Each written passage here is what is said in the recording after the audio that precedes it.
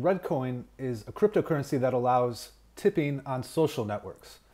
So, say for example, you happen to have a favorite YouTuber. I don't know who that might be, but you could very easily send that person some Reddcoin via the tools and the blockchain and the cryptocurrency that Reddcoin has built and is continuing to develop. So I talked to John Nash, the lead developer, and by his own terms, kind of lead everything. We had a great conversation, and he can explain it much better than I can. So enjoy. All right. So John, welcome. And if you could, for all the viewers and me, just give us kind of the elevator pitch for Reddcoin, what it's all about, what its purpose is. Yeah, sure. So Reddcoin basically, its premise is being the social currency. That's been its catchphrase since its inception back in January 2014. Basically, what we're trying to do is leverage a fast blockchain and very low transaction fees to be able to help facilitate micro donations, tipping, and primarily move across into a decentralized platform across that tipping arena. Our experience in the last 3 years has shown, or observations in the last 3 years have shown that centralized anything doesn't really work out the best for the masses. So we believe we're on the right idea. Everything in cryptocurrency it's a moving target. Yeah. And but we're making some good progress, and we're still excited to see where this ends up going for the future. Great. Yeah. So walk me through it a little bit. So the concept is, you see somebody on, let's say, Reddit. Instead of just upvoting, you then have the ability to tip them the Reddcoin token. Correct. So basically, we've had our Reddit tip bots, our Twitter tip bots, Twitch, and back in the start, we also were in that arena. In fact, we still maintain those bots at the moment. Essentially, the premise is that is identifying who the user is on the particular website and being able to reward them for. I like to use the word, give them some positive reinforcement. Yeah. Our goal is to try and have as much social network coverage as possible to be able to achieve that. Yeah. So you mentioned the identifying the user. So this is something I think you guys are doing that's pretty interesting. Could you talk a little bit about, is it the Red ID? Is that what it's called? Yep. So this all leverages off Red ID. And to give a little bit of background, this is something that's been in the works for quite some time. If you're not familiar with the history of Reddcoin, we've had developers previously who launched off trying to make this happen. And at the time, we were investigating a couple of different technologies that others were working on for identification. And it's one of the great things about open source is that you can follow that particular path or fork that code and take it on your own direction, which it's why we're all here. We don't all follow just Bitcoin. Yeah. So essentially, the idea behind Red ID is twofold. One is to have an ID that you own. That's a bit like an address. It's yours. You control a private key on it. It's associated with an address. And the second part is associating various social identities to that address. So just like you do it in tipping, you would tip to a user on a forum, and that would go into a tip bot who would manage your addresses in the background. You don't really see what that address is. So in providing an ID and associating social IDs or social network IDs to that ID, we're able to allow a user to be on Facebook, for example, and tip a user on Facebook. And the person who receives those funds could then go across to Reddit, for example, and see somebody they want to post against and take those funds from their account directly and tip that person in Reddit. So we're creating that ability to span different networks. You don't have to have it just for Reddit and just for Twitter, just for Facebook. Now, using that system, obviously there's some privacy concerns there. So would someone be able to just, if they know me on Facebook and I've tipped them, would they then be able to track me down on Reddit or anything like that? So everything obviously goes back to a user ID, so a user account ID. And yes, that is the challenge with operating in a social environment, you are exposing yourself to the broader community, and that's the challenge or risk that you have to take on if you want to be in the broad spectrum. But there's nothing to stop. I've mulled over this in my mind so many times over the years. Is this the right thing or the wrong thing to do? And it's what got me involved in the first place. And I think part of it is educating the masses that you don't want to have an open platform on your own social network. You want to control who can see you. So most networks will provide privacy settings. So even if I know what your ID is, I may not be able to post to your account. So a part of what we need to do as we roll out this network is provide methods for or to help users identify, lock down your accounts. It's just like your PC. You put a password on your PC for privacy reasons, and we do our banking on it. It's in that same length. And I'd like to take it further because it's a good topic on privacy, because as currencies become popular, obviously the value of those coins can increase tenfold or 100-fold in some cases. And across the broad spectrum of cryptocurrency, I don't believe in exclusively one cryptocurrency. I just don't think that works. And I think different networks do provide various forms of value. And what I've been working towards is allowing Reddcoin to be, we don't want to be the number one. We don't want to compete against Bitcoin or Ethereum. I think they're great products. They're being worked on, by awesome teams. But we provide another mechanism which removes the traffic from the networks and allow users to interchange into those networks. So, you did take companies like Shapeshift, for example, interfacing their API. So you can transact in Reddcoin when you want to cash out if you like. You want to convert that to Bitcoin or to fiat, then just like you would on an exchange, flip some coins across to a different format. All right, so shift gears a little bit. I want to get your thoughts on, so how is this all done from a user interface point of view? Sure. So, one of the questions that keeps popping up, because I've kept it fairly low key, but I'm sure I could talk about it for the moment on the technology. We are not approaching any of the social networks for integrating into their platform. If I was Mark Zuckerberg and I wanted to put cryptocurrency tipping in there, I'd go hire 10 engineers and I'd have it working by the end of the week. And again, it's this philosophy. Do I want one entity controlling who I am or what I do? And I'm actually anti that. I'm an anti-establishment when it comes to somebody, wrapping my funds up into their control. So effectively, the technology it'll be a browser extension across Chrome or Safari, Firefox, and use it as a plugin, as a layer on the network. And I'm quite a firm believer in microservices and layers on networks to differentiate yourself and delineate yourself from being locked into a particular vendor.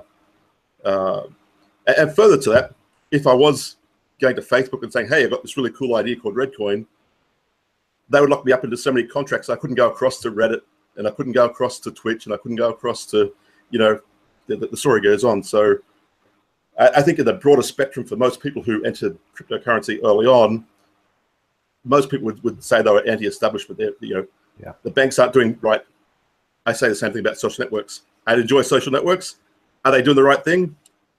He just wants my marketing dollar. He just wants me to be able to have ads up on my page, right? So this is my kickback, if you like. So what is your role on the team? You're the lead developer, is that correct?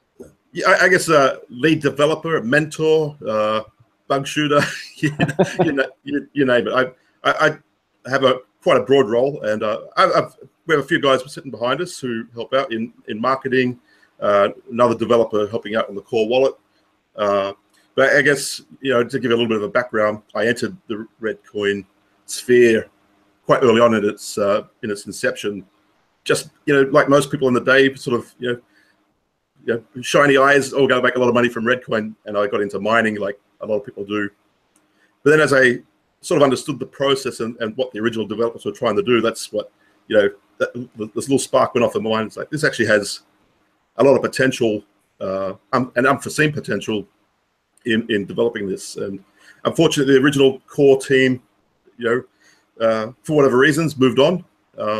It wasn't a bad departure, but they just couldn't fulfill the requirements. So I mulled over it for a little while, developed my plan of what I wanted to do with the coin, and then I took over in 2015 as basically lead everything, and invited people in to give a hand. And it's an open community where we invite anybody in for a discussion, good or bad or otherwise. So yeah, it's almost like a reset for us, being a open project. Yeah, that's great. So you mentioned, while we're talking about some more developer centric things, so Reddcoin doesn't really do the traditional mining that some people might be used to with things like Bitcoin. Could you explain how that works? Yeah, sure. So originally, from the Genesis block through to September in 2014, we were a POW coin. We were based off script, and the goal there was to allow, with mining, was to allow a dispersion of coins. It's the bootstrap the user base, bootstrap those who are wanting to hold Reddcoin or use Reddcoin, and we got a fairly good distribution back then. And the original developer, Larry Wren, or Lord Me as he was known online, came up with a derivation of POS called POSV, proof of stake velocity.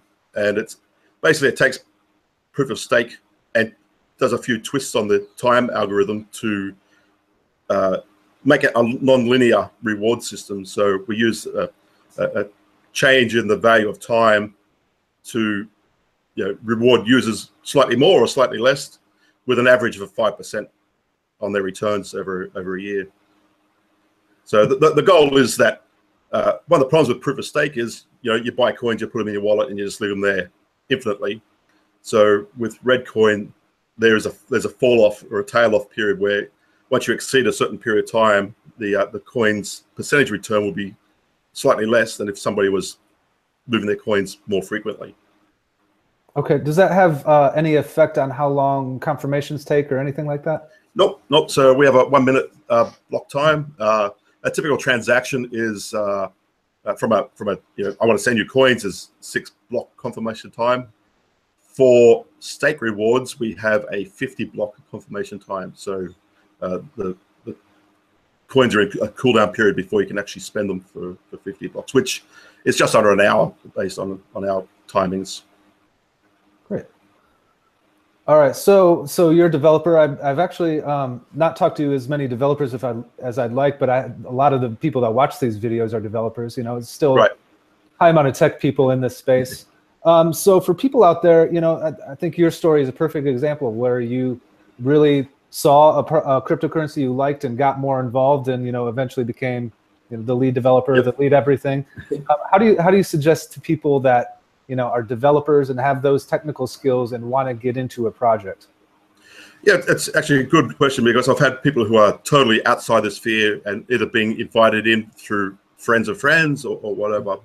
And I guess there's a couple of layers to everybody's environment, whether you're at one end of the spectrum with Bitcoin or somewhere in the middle, bottom end like us as we're growing, is you don't necessarily have to have the skills on crypto technology to be able to enter in. That's the first thing.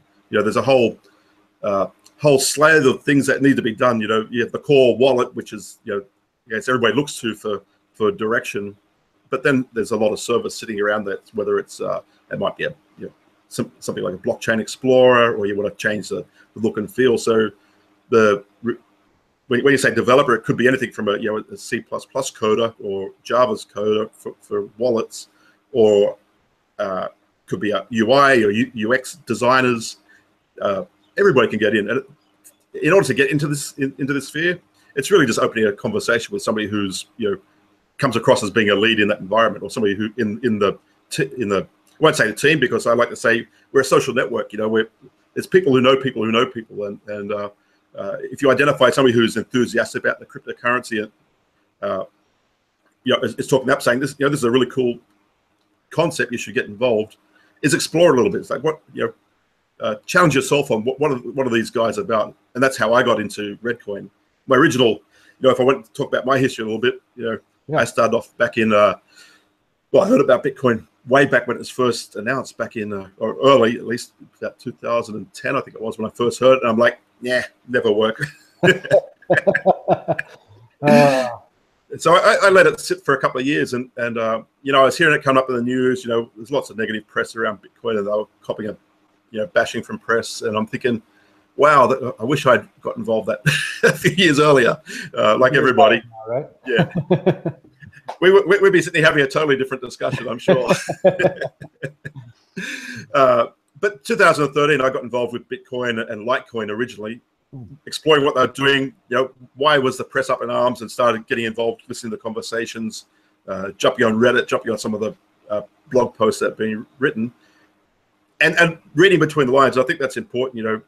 On one side, we have the press who will always pitch a story to sensationalize whether it's going to be good or bad. And unfortunately, negative always tends to get the higher response. So looking at what it's doing, and then looking at how people are using it and trying to get things going. And I think at that time, trying to do Bitcoin ATMs was really hot on the list. And I'm thinking, this is really cool. I also was involved in doing overseas remittances. I have family overseas. How do you get currency to a different country? I could start seeing, putting all the negative press aside, there's actually really cool tech here. So it's understanding, for anybody, it doesn't matter whose team you want to get involved in. It's understanding what are these guys about? Is this some hack who has a 3-week plan and a get out and a get out clause, which unfortunately has evolved a lot over the years, or is this project something long term? Are these guys, they've got a big team behind them? If I'm going to join in, it's like, do I have to compete against 10 guys to be able to get some code onto a code base, or am I going to be closer to the core group and be a little bit, friends or family? It's it's all these different things that weigh up. And I look across all the projects. There's been some great project launches over the years, and some people will say, "Oh, why don't you get involved?" And I started to. I actually looked into Ethereum very early on, and I spoke to the core team quite a bit when they first launched on Reddit. Again, when a project's in its infancy, they hadn't launched any code. There was lots of talk for probably 12 months before they launched, and the timing for me at that time was not right. It's Redcoin had a vision, just a small, trying to tackle a small component in a much broader sphere of influence. So I've watched Ethereum grow, and I still see opportunities for collaboration. And that's one of the other things I like to try and talk about with people is maybe what we do is not right for you, and you want to go to that other team. But I still see an opportunity for being how can we bridge the differences between these networks? Some people could say Dogecoin was our competitor. I actually say no. I've spoken with their developers. I think they're a great bunch of guys to collaborate with. Both ways we have experiences, dealing with people, dealing with technology, dealing with price, all those things. So, and I reach out to communities. I've helped other developers also when they've had problems trying to, either bootstrap a project. I've helped them generate Genesis blocks through to troubleshooting, block issues and things. And I think that's if you get past all the FUD that goes on around in different communities, a lot of the guys who are very close to the project, whether it's a developer or somebody in marketing, generally are quite reachable. Nobody's going to tell you the F off. It's usually the lower layers. I think everybody wants the technology to succeed. We've fought so hard to become accepted in the the banking sphere, the government sphere. That's now getting acceptance, right? You look around the world, it's taken a long time of and a lot of hard work by a lot of people to get that acceptance. And I think every cryptocurrency should owe it to themselves to embrace that and talk to the people who paved the way. Yeah. That's my soapbox. Sorry. Yeah, That's fun. Yeah, I think that was very well spoken. Thank you. I think that's something people need to hear. I've had the same experience with communities being very open and being willing to talk to me and things like that. It's a very friendly place once you get in there. It can be daunting. It's who likes talking to geeks? It's one of those. It's like the nerdy guy over there with the glasses, and I do try and get away from it. That's not my background. Well, I could probably argue with myself on that one, but I don't try and portray that. I like to be approachable, and I'll get on forums and talk. Just talk over the water cooler type of thing about anything. I've got some good life experiences to. I'm not just locked up in an office. I've got out and stuff as well. So I think it's a challenge. On one side you want people, super focused. Got to get that product out. Got to get that product out. And on the other side, you have to engage with your user base, and that can be tough. So, as the guy, and that's why I sort of say mentor as well, because you want to be able to talk to people and say, hey, have you thought about this? Or somebody will come to you with this, very interesting idea. It may not quite fit within the scope of what the core team is doing, but give them some ideas. Okay, you need to go and have a look at this, or you need to go do some research on that, or this doesn't really fit at all in what we're doing. You might need to go talk to this team over there. So, So speaking about what the team is doing, what big things can we expect from Reddcoin in the next few years? So in the next few years, at the moment, 100% focuses on probably three aspects. One, we're trying to keep the core wallet moving forward. We're not doing too much innovation at the wallet side of things. Just keeping pace. Actually, not so much keeping pace, but just lagging behind some of the other bigger brothers, if you like. We've look at the discussions on scalability with it's been going on now for so long, and there will be something that will impact us. With Bitcoin's had led the charge with many different solutions offered up. I watch Litecoin quite closely. The guys there are doing a great team, and they just have activated SegWit. I think there's some good opportunities there with the launch of that, and some of the functionality that comes with that. I see some benefits there for crypto generally. So I watch those two guys quite closely. But in doing that means that we can't stay super relevant. My goal is to with the core is just operate as a blockchain validator, if you like, and ultimately it'll also be the Red ID validator on the side. But I don't like wrapping. I don't like having monolithic applications. So microservices is the preferred method. So I'm trying to delineate where I can and not put all the eggs in one basket. So that's on the core side. So we have 1.5 guys doing that. So we've got another developer who's working on the core, and myself who touches base and bounces ideas off as well. Red ID is probably the main push at the moment. So I've been owing updates for our community for such a long time now. I've been holding off because of circumstantial more than anything. I really hate pump and dump, which we're actually currently in the middle of at the moment. It's got a lot of attention, and that actually has achieved two things in this round. Redcoin's been around a long time, and a very, very low price. We haven't been able to launch, so to speak. We had sort of a bit of a kickoff in 2014, and the price just never really took off from there, which I'm not actually interesting enough.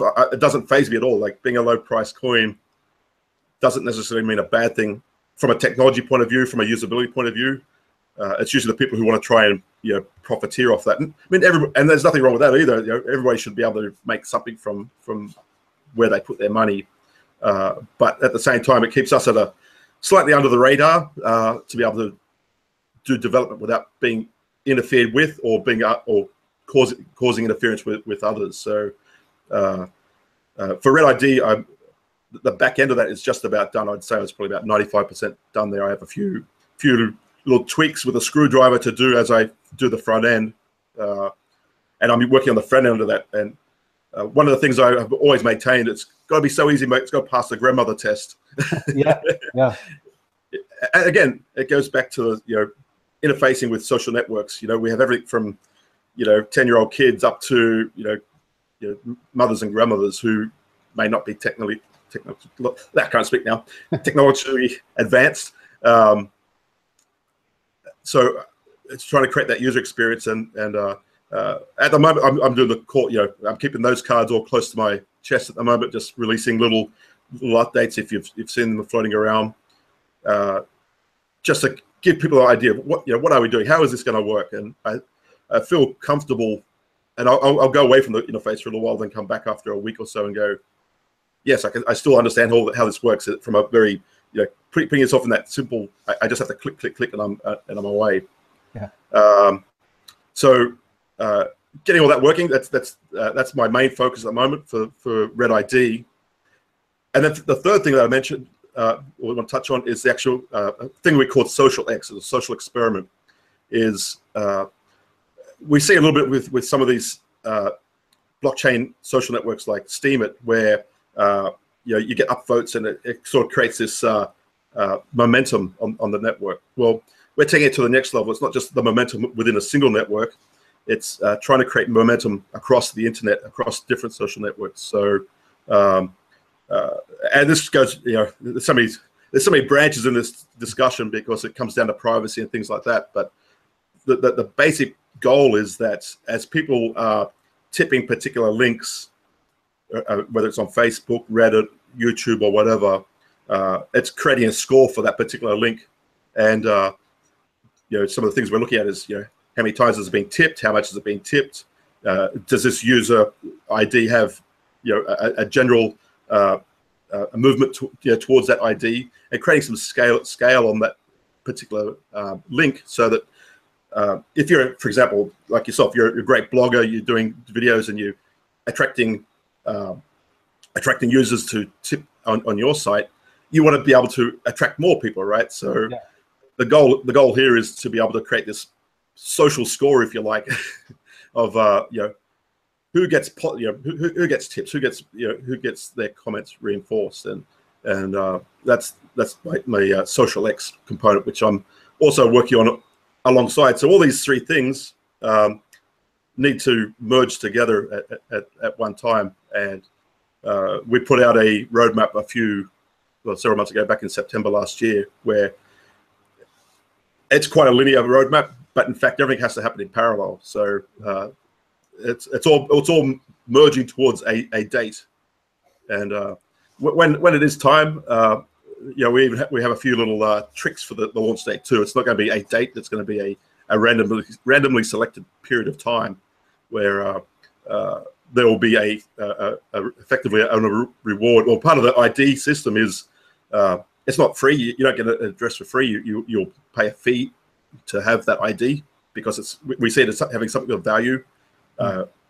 If for example, if I have a really great social page and I finally get tired of that, or want to monetize that, I could sell the whole lot across to somebody else as a transaction. So I could pass the ownership of that to somebody else.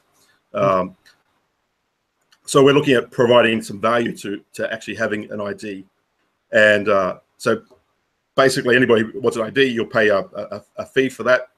And that fee is returned back to the network. So going back to the proof of stake, as a fee on the network, if the ID costs me, 10,000 red coins, so I pay my 10,000 red coins, the person who actually confirms that block will get the 10,000 red coins in their pocket.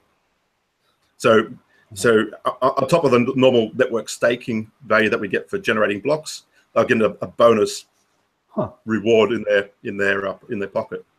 So this will help, we believe, with distribution of wealth. At the moment we have a little bit top heavy in the distribution. What I'm trying to do is encourage people that spread the love a little bit. Spread what you've earned around with others, and we see this as a way of achieving that. Yeah, so check out Reddcoin. That's REDDCOIN. While you're here at the channel, check out some interviews I have with some of the other development teams around the world. Have a great day.